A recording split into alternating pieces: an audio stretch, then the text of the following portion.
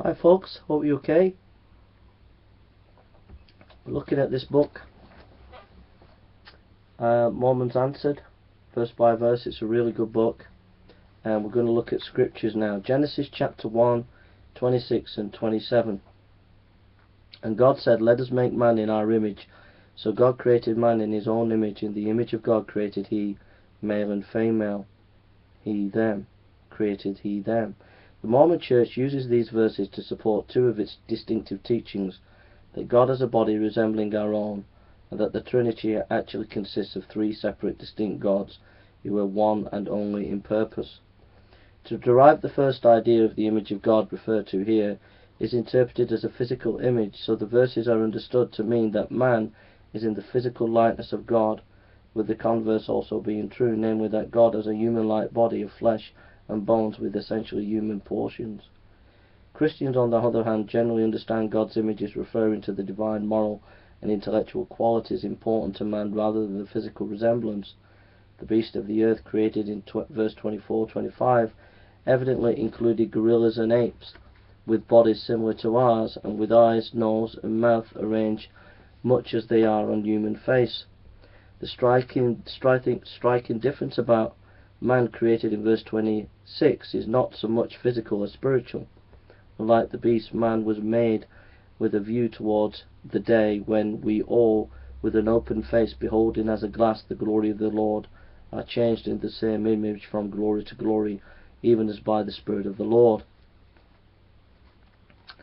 As to man's physical form, if it were truly the same as God's, there would have been no need for Christ to change his form when he came to earth, to described in Philippians 2:6-7, who being in the form of God thought it not robbery to be equal with God, but made himself of no reputation, and took him the form of a servant, and was made in the likeness of man. The fact that Christ had to give up being in the form of God to be made in the likeness of men shows that the two are not the same.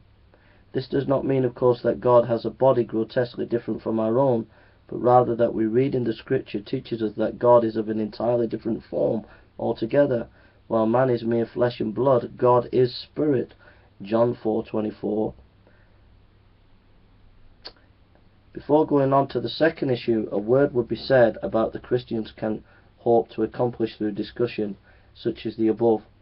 While you may be able to answer Mormon misinterpretation of particular Bible verses, you should not expect to convince your Mormon listener that his belief is wrong, at least not immediately.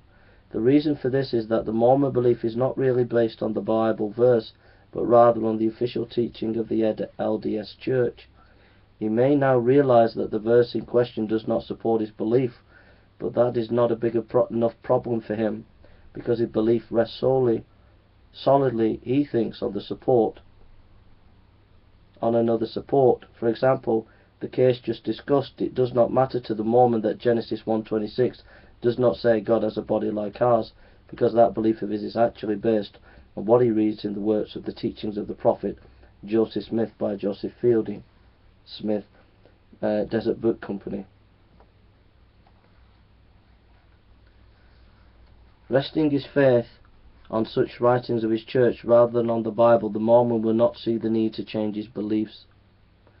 As to God saying, let us make man in our image, Orthodox Christians offer more than one possible explanation for the use of the plural pronoun, but the use of the plural is in no way conflicts with the Orthodox doctrine of the Trinity, nor does it support the Mormon view that the Trinity consists of three separate and distinct gods are one only in purpose.